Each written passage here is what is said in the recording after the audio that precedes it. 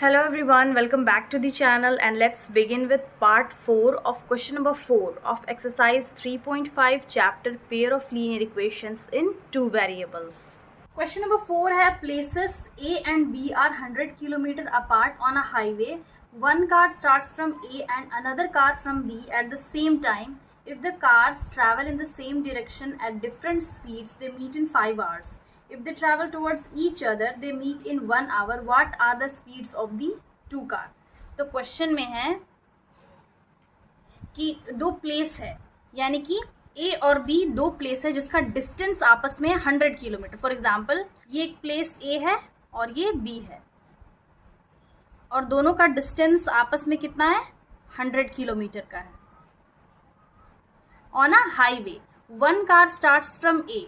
अब एक कार है C1 जो कि A से स्टार्ट हो रहा है एंड अनदर फ्रॉम B, और दूसरी कार है C2 जो कि B प्लेस से स्टार्ट हो रहा है. एट द सेम टाइम में स्टार्ट हो रहा है. If the cars travel in the same direction, यानी कि कार A और कार B दोनों एक ही डायरेक्शन में जा रहा है एट डिफरेंट स्पीड्स, यानी कि कार A और कार B दोनों का अलग अलग स्पीड है.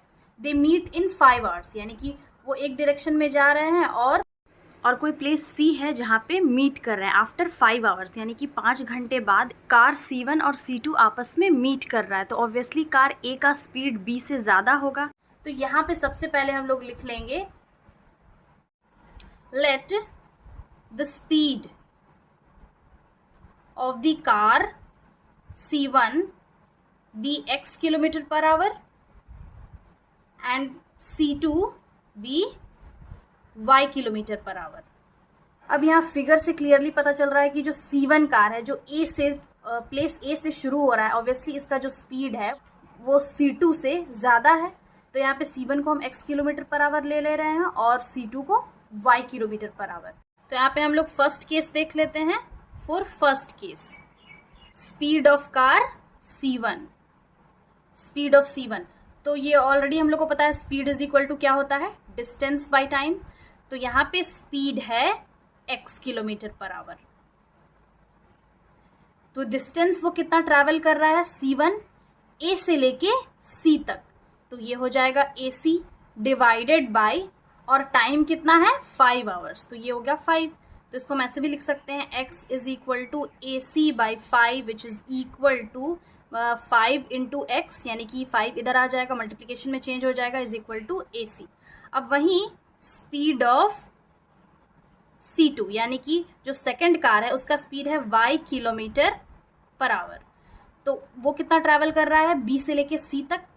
तो ये BC डिवाइडेड बाय टाइम वही है 5. इसको हम ऐसे भी लिख सकते हैं y is equal to BC divided by 5 which is equal to 5y is equal to BC. अब नाउ इसको हम ऐसे लिख सकते हैं AC, यानी कि AC is equal to AB plus BC, AB plus BC which is equal to, अब यहाँ पे AC क्या है? AC है 5x और AB है AB. AB का जो डिस्टेंस है पहले वो लिख लेंगे, ये 100 प्लस BC है, यहाँ पे BC है 5y. तो इसको हम ऐसे लिख सकते हैं 5x minus 5y is equal to 100. अब यहाँ पे हम 5 अगर कॉमन ले लें तो 5 कॉमन आ जाएगा, x minus y is equal to 100.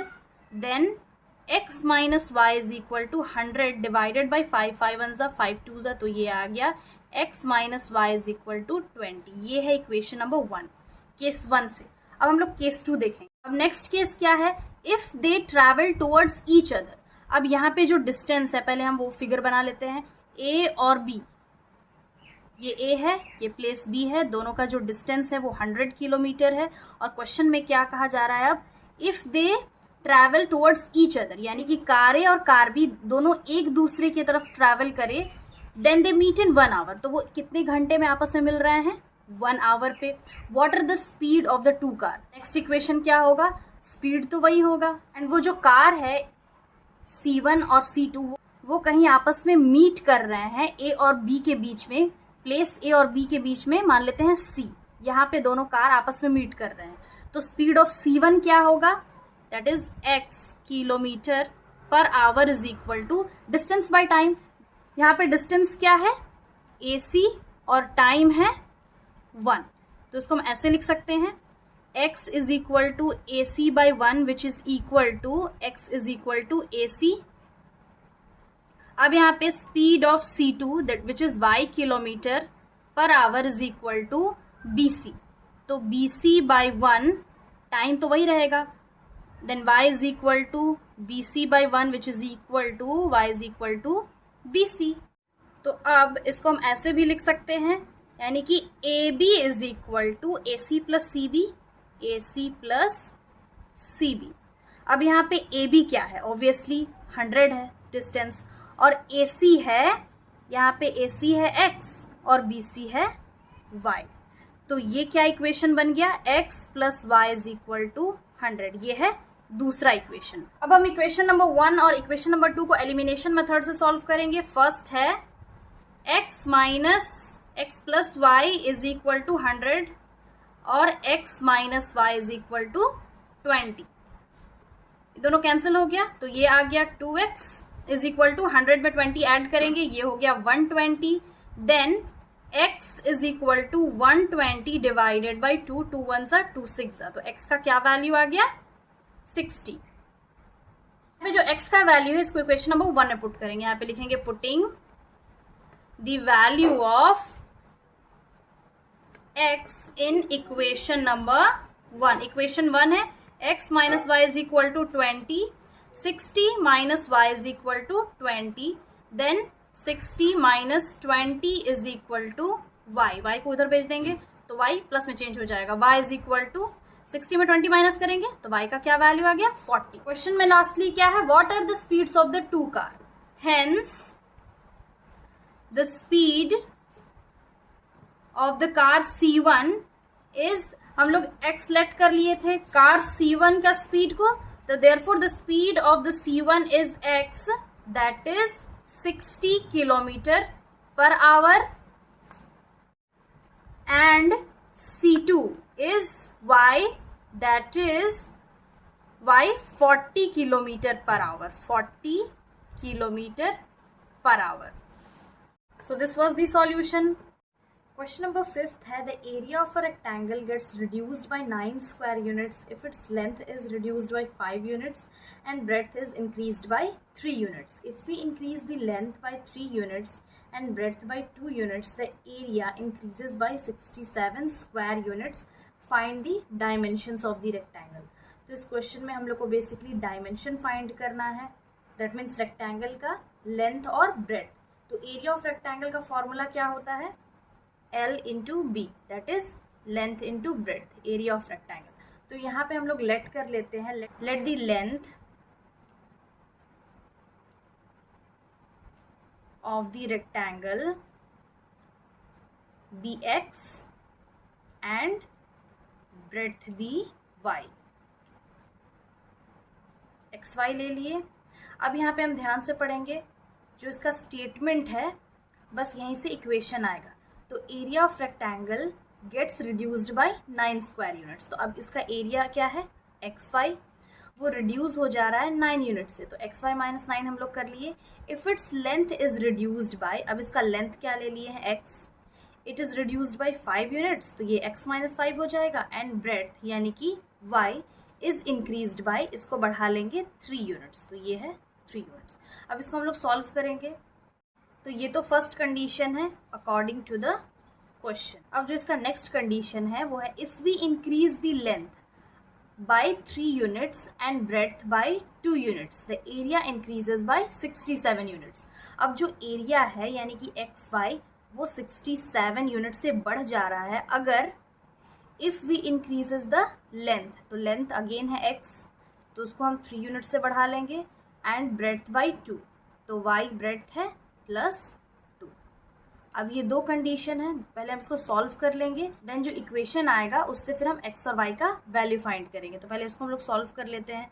तो ये x y minus 9 is equal to, multiply करेंगे तो ये दोनों बाइनोमियल है, पहले एक्स को इससे मल्टीप्लाई करेंगे, देन अगेन जो -5 है उसको इस बाइनोमियल से मल्टीप्लाई करेंगे। तो यहाँ पे हम लोग डायरेक्टली मल्टीप्लाई कर ले रहे हैं, plus into plus plus x into y x y, plus into plus plus again x into 3x, minus into plus minus 5y, minus into plus minus 5 3 ज़ा 15।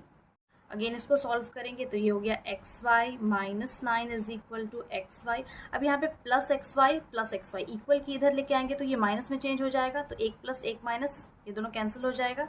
अब यहाँ पे क्या आ गया, plus 3x minus 5y minus 15। अब यहाँ पे इसको ऐसे ही रहने देंगे, 15 इक्वल की इधर लेके आएंगे तो ये प्लस 15 में चेंज हो जाएगा, minus 9 is equal to 3x minus 5y, then 3x minus 5y is equal to 15 में 9 माइनस करेंगे तो आएगा 6। तो ये है इक्वेशन 1। अब इसको सॉल्व कर लेंगे हम लोग, तो ये है x y plus 67 equal to, यहाँ पे भी हम लोग मल्टीप्लाई कर लेंगे, plus into plus plus x into y x y, again plus into plus plus 2x plus into plus plus 3y plus plus plus 3 2 6।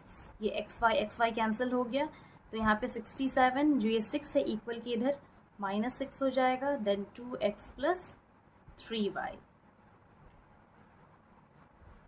तो फिर 67 में 6 माइनस करेंगे तो आएगा 61 is equal to 2x plus 3y, then interchange कर लेंगे, 2x plus 3y is equal to 61। ये है इक्वेशन नंबर 2। अब यहाँ पे जो दो इक्वेशन है इसको हम एलिमिनेशन मेथड से सॉल्व करेंगे। यहाँ पे कर लेते हैं, तो फर्स्ट है 3x minus 5y is equal to 6 and 2x plus 3y is equal to 61। तो ये एलिमिनेशन मेथड से सॉल्व करने के लिए पहले हम लोग को सेम करना होगा टर्म। तो यहाँ पे जो इक्वेशन नंबर 1 है उसको हम मल्टीप्लाई करेंगे 3 से, और जो इक्वेशन नंबर 2 है उसको मल्टीप्लाई करेंगे 5 से, बिकॉज 5 3 ज़ा 15, यहाँ पे 3 5 ज़ा 15, 15 15 कैंसिल हो जाएगा। तो हम सॉल्व कर लेंगे, x का वैल्यू निकाल लेंगे, तो यहाँ पे लिख लेते हैं multiplying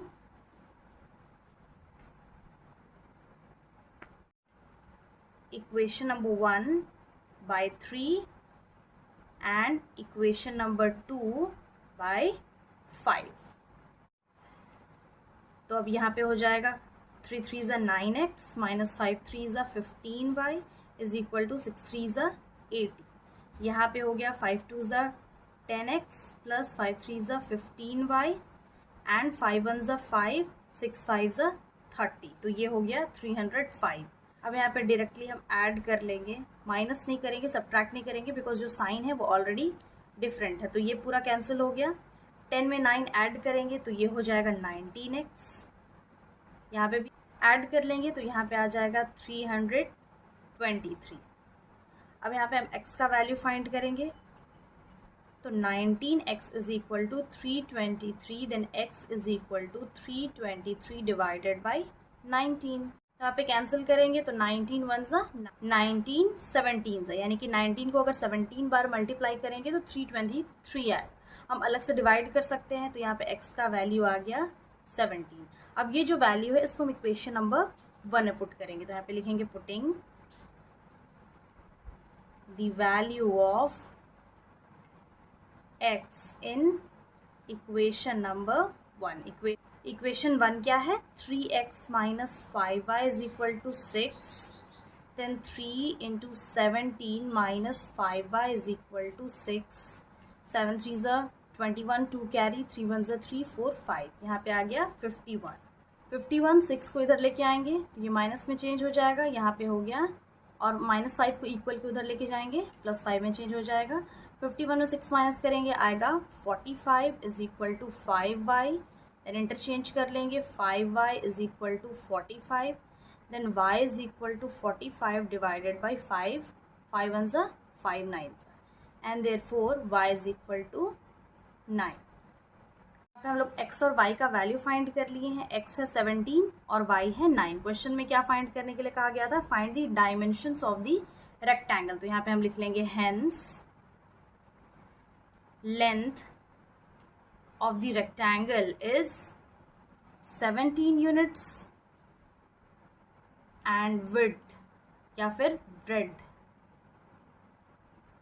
is 9 units. So this was the last question of this exercise. I hope समझ में आ गया होगा. Again I'll be back with the next video solving the next exercise of this chapter. Till then have a nice day. Thanks for watching.